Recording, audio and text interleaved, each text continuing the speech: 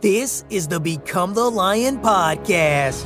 If you are aiming to become the top in your industry, not second, not above average, the top, then you have come to the right place. Become the Lion will provide you with weekly insights and motivation needed from our guests on how to escape the common herd that society lives in. If you're looking to change your life, then get ready. Welcome to Become the Lion.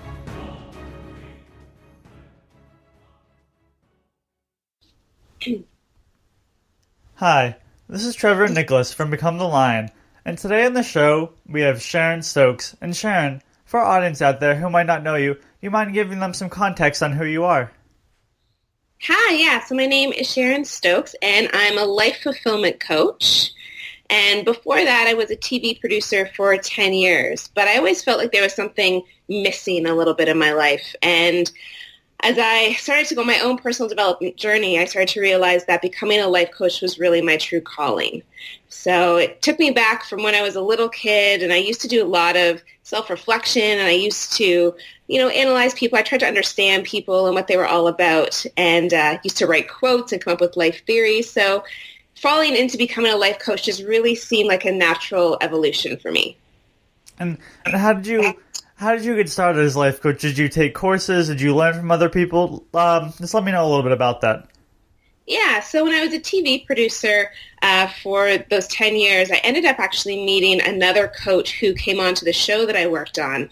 And he basically opened me up to the world of personal development. Even though it was a big part of me, I didn't really know much about the actual space.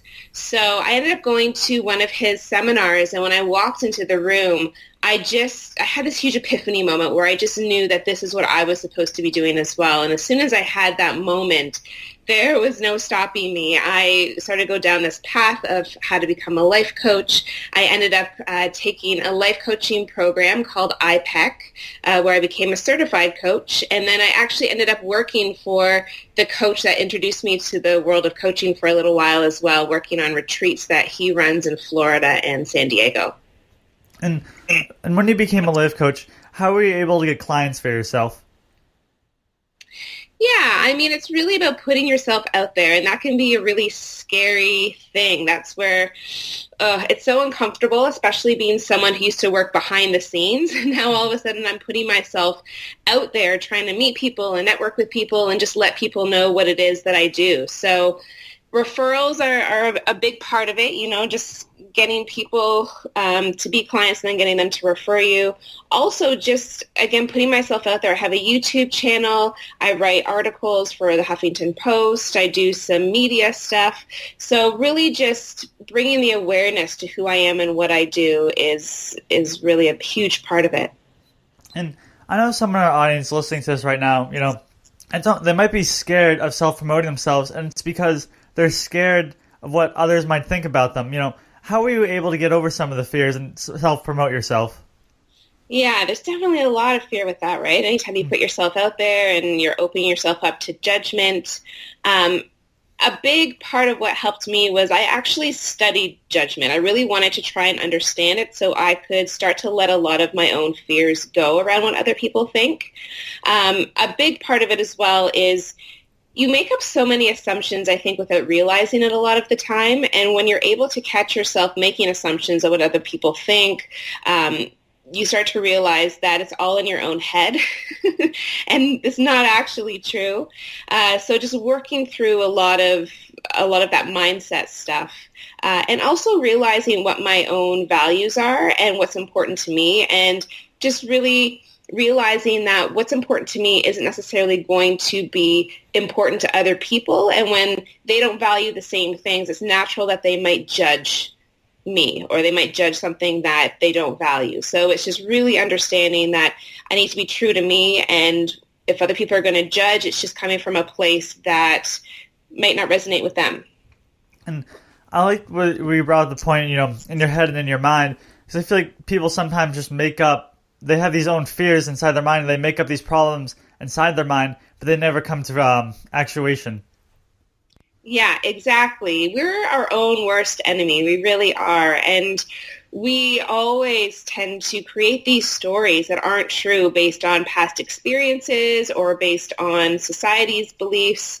And we start to hold on. We start living our life as if these stories are true, but it really isn't. And a lot of the time, things are they're never as worse as we actually think they're going to be when we actually do it in the end. And I know for me, I started working with a coach a couple months ago, and one of the things that we've been doing is it's almost like we unpeel my past and to realize like why I make these assumptions or why I might have these fears. I feel like sometimes people don't even understand why they have these fears, and it's because someone else told them that. Or, let's say their parents don't have a lot of money, and then they're always worried about not having as much money, and there could be, that's just their mindset, but they don't realize that it's in a world of abundance.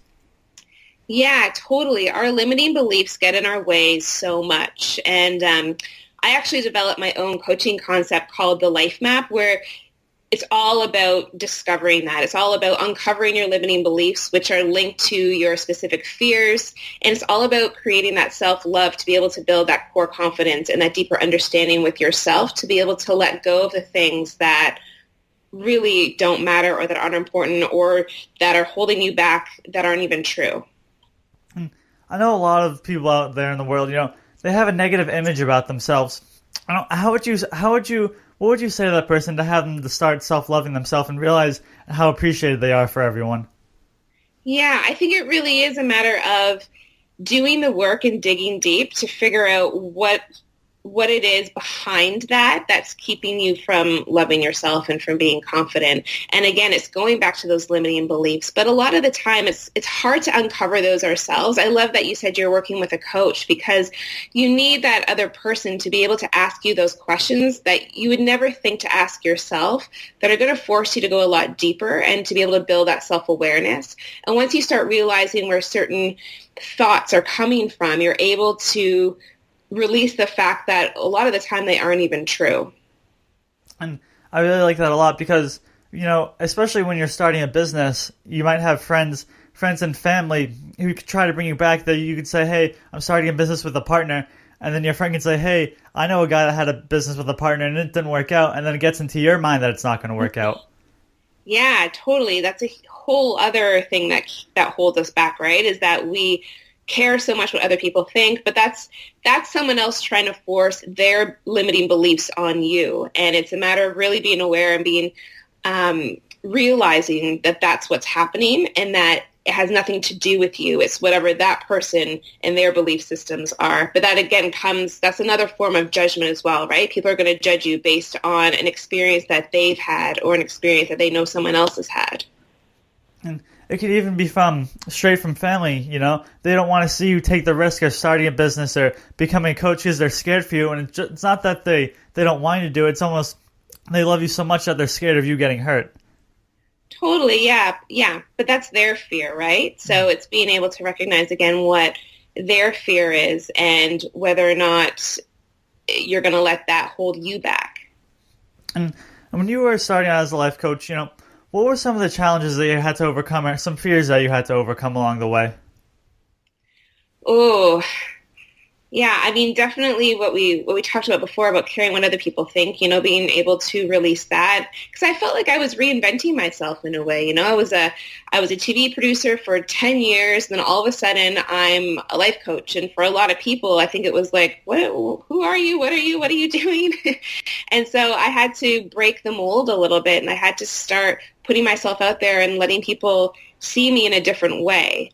So that was a huge one for sure. And I think also just obviously when you're first starting out, you're still learning. Like, I mean, I'm always learning. I think we're all learning, but I was laying the foundation and creating my business and, trying to develop the confidence that comes along with doing something different and being someone else. So just being able to work through all of that and get to a place where I feel confident in my own material, I feel good about what I've created, and putting it out in the world, feeling like I truly believe in it.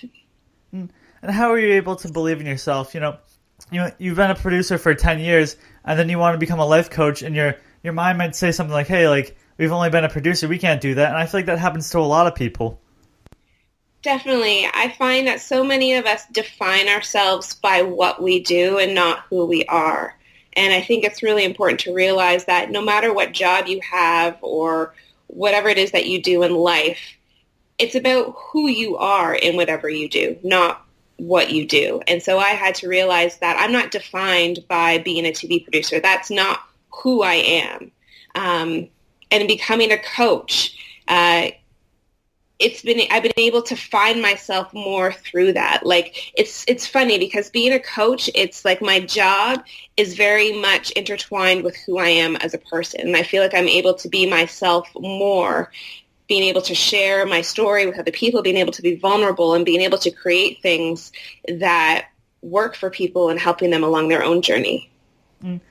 It's almost like you can take a disadvantage and turn it into an advantage by sharing your story, because I'm sure there's other people out there in the world who are going through the same fears or the same troubles that you're going through right now. Yeah, definitely. I mean, it's really hard for people to be vulnerable, and I get that. Being vulnerable is really scary. You're opening yourself up to being criticized. But I find a lot of the time that when we are vulnerable, it allows other people to do the same, because all of a sudden you realize you're not alone in it and other people can relate. But until you put yourself out there and you are vulnerable, you don't realize that other people are with you.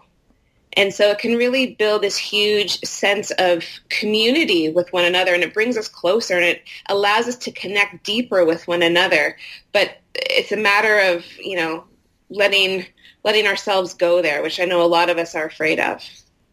And I know a lot of times in society, or even people live their entire lives living an unfulfilled life. But I want to ask you, how can you live a fulfilled life? Yeah, it's really about figuring out what's truly important to you. And a big part of that, again, is understanding what your values are, and being true to them, living true to your values, because that's where your fulfillment is going to come from, is when you feel like you're being authentically you, and being able to be honest with yourself about what it is that you want to do in life, what brings you joy. I think joy is so closely linked to your fulfillment in life as well. So it's finding that balance, it's allowing yourself to embrace those hobbies that you love, being able to be around people who lift you up and not bring you down. I think just surrounding yourself with positivity and being able to find gratefulness in even the hardest times in life, and the really bad days that you have, there's still always something to be grateful for. And I think as long as you keep your mindset on that track, it's inevitable that you will find true fulfillment. Do you think too many people lie to themselves? Like, they know what they want to do in life, but others might have this image, especially for our younger audience. They're going to college. Their parents might tell them what to major in. Even, let's say they major in marketing, but they really want to do political science. It's almost like they lie to themselves saying, hey, yeah, I really like marketing. And it's almost like they have this toxic shame inside of themselves. Yeah, it's funny. With my life map concept, I call that a one-way street. So you're going in this one direction based on what other people think or based on society's beliefs, and you're not really staying true to what it is you want. I don't think it's so much you're lying to yourself. I think people are just afraid, and I think that they're not able to tap into their own intuition, their own GPS, I call it, to help guide them, because they're so afraid of what other people are going to think. They're afraid of doing the wrong thing, that they convince themselves that maybe this is the right thing to do. And it is hard to buck against society and to go against the grain. It's not an easy thing to do, and it can be really uncomfortable, but I think it really is a matter of asking yourself what it is that you truly, truly want, and to be able to listen to your gut, because that's what's going to really tell you. And if you have that little bit of, butterflies in your stomach, or you just know deep down that this just doesn't quite feel right, that's your first sign that maybe you should start looking a little bit deeper into yourself. And how are you able to deal with the people? So you go from being a TV producer to a life coach, and people might say, hey, Sharon, you're not a life coach. How are you able to handle those people and believe in yourself beyond that? Well, I've been lucky. I mean, I haven't had anyone come right out and tell me that. Who knows what they think? That's a whole other story. But I just know deep down for me that this is what I'm supposed to be doing.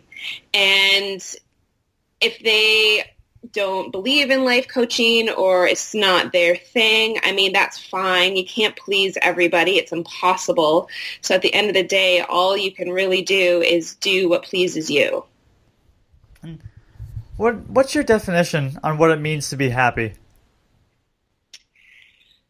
Being happy just means being able to find joy in the little things in life day to day. It's not about that big picture goal that we have that we think we're going to be happy when we get there or when we achieve this, because there's always going to be something beyond that.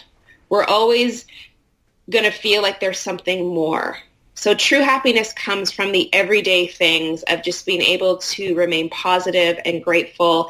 And again, just finding those things that bring you joy. And they can be the smallest things, like even just, finding time for yourself to go to a yoga class or just going for a walk if it's a beautiful day outside. As cheesy as that sounds, those things can bring us happiness.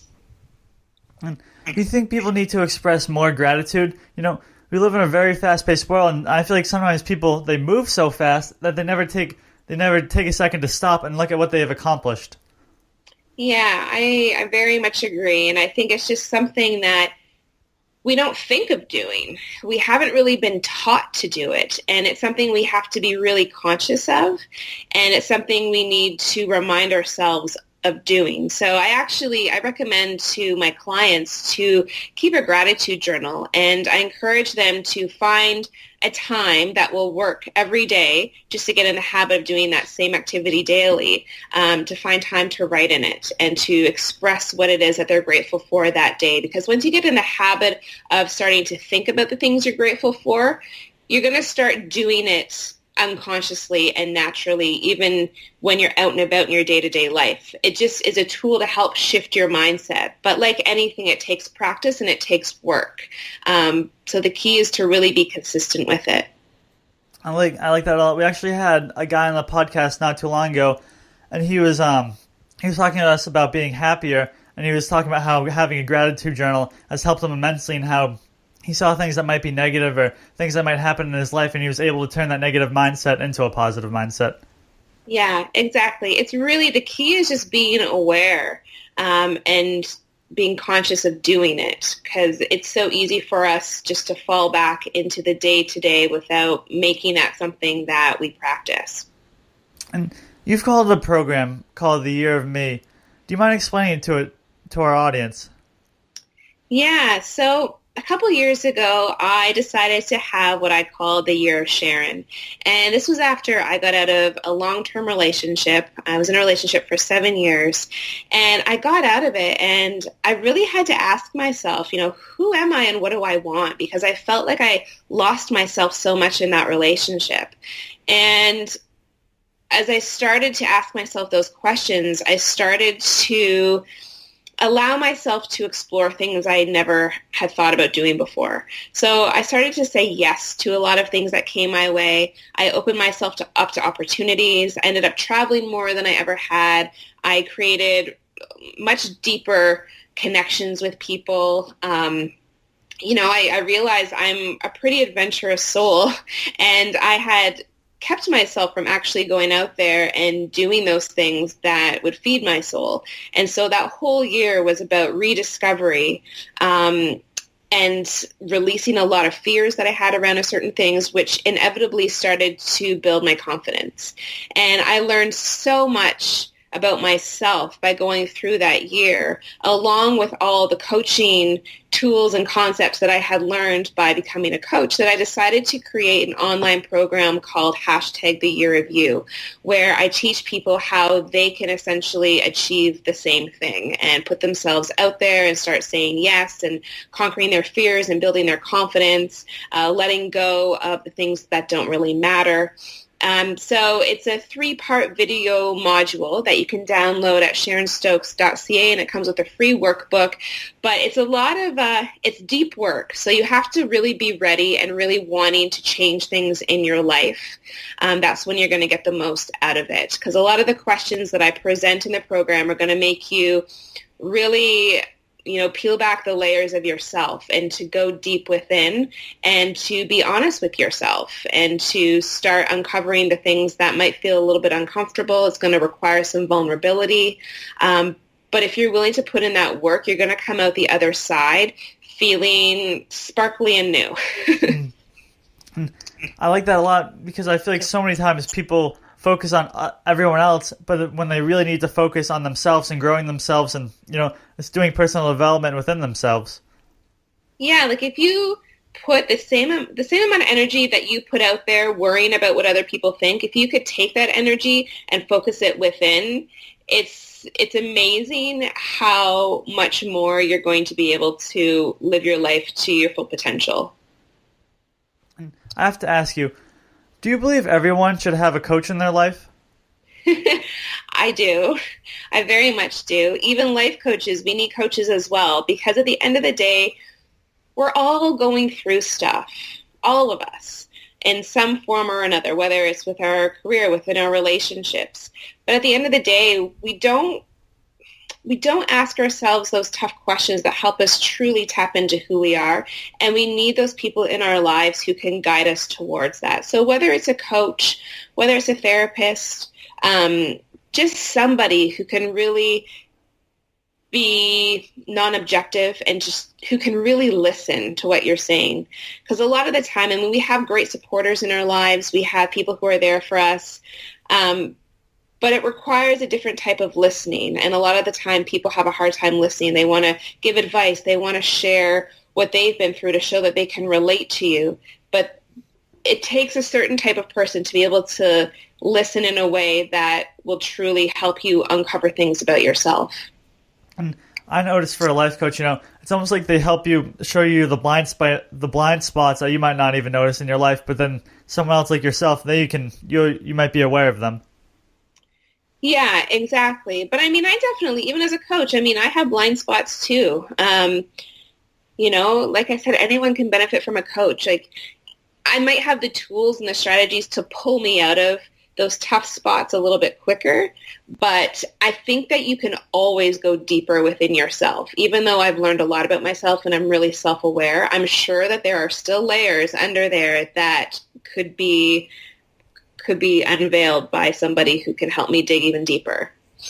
And I have a saying that goes, wealth without health doesn't end well. And I know that you're big into fitness, and I wanted to ask you, how has that allowed you to live a better life? Oh, fitness is like my drug. I've always been really, really active. I've been working out consistently since I was about 17 years old, and I've been a fitness instructor for almost 10 years. I do a lot of yoga as well. It really just helps me clear my mind. It's the one thing where I can actually have no problem just being in the present moment doing. So it's an escape for me from anything I'm doing.